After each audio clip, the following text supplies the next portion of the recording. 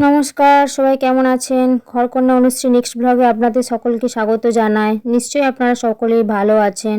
Comment করে জানাবেন please, যারা যারা ভিডিও দেখছেন, যেখান থেকেই দেখছেন সাপোর্ট করবেন। সবাই ভালো থাকবেন এই সময়ের মধ্যে। তো আজকে নতুন ব্লগে আপনাদেরকে সবাইকে স্বাগত জানাচ্ছি।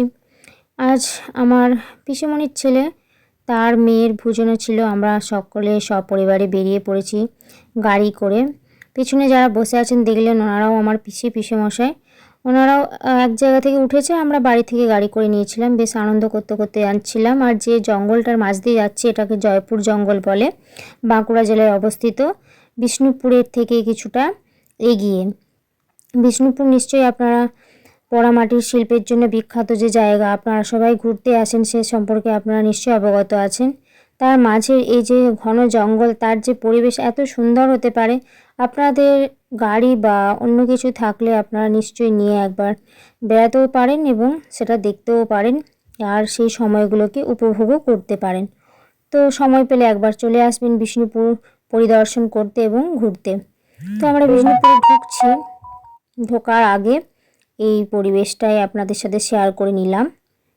বিষ্ণুপুরের মেন গেটে আমরা ঢুকে গেছি। এটা পোকা বাঁধ হয়ে যাবে, বাকি বাইপাস হয়েও একটা রাস্তা আছে। আর এটা পিসিমণির বাড়ি।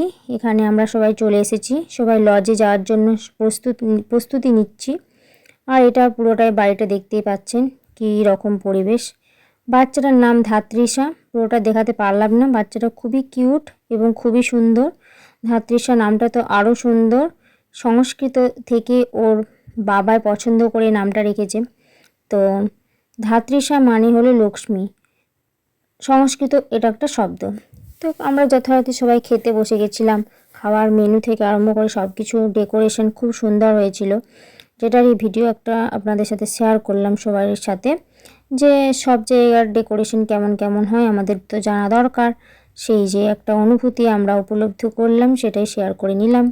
ভিডিও কেমন লাগলো আপনারা একটু কমেন্ট করে জানাবেন। এই ব্লগে ফিশ কারি চলে এসেছে পাতেতে, ধাত্রীষার শুভ অন্নপ্রাশনে। বাকি সমস্ত কিছু শুক্তো, তারপরে হয়েছিল আলু ভাজা ঝিরঝিরে করে, মটন হয়েছিল, আর রুই পোস্ত হয়েছিল, সমস্ত কিছু আইটেম। আর এটাতে দেখতেই পাচ্ছেন যে খুব সুন্দর একটা পোলাও করেছিল। তার সাথে দেখতে পাচ্ছেন যে পায়েসটা খুব সুন্দরভাবে পরিবেশন করেছে, পাতে দেয়নি। আর এটা তো ছানার পায়েস, খুব সুন্দর হয়েছিল।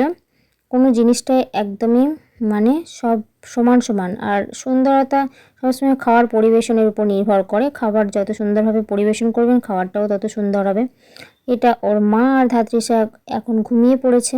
ওইটা আমার পিসিমণি, যেটা আপনারা ছবিতে দেখতে পাচ্ছেন ভিডিওতে।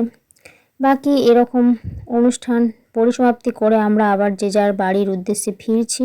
সন্ধেবেলার পরিবেশটা তো আরও সুন্দর হয়ে গিয়েছিল, জঙ্গলের পরিবেশটা। এরকম যদি কোনো দিন সুযোগ আসে, এভাবে একটা মুহূর্ত কাটিয়ে যেতে পারেন জঙ্গলের মধ্যেকার রাস্তাতে।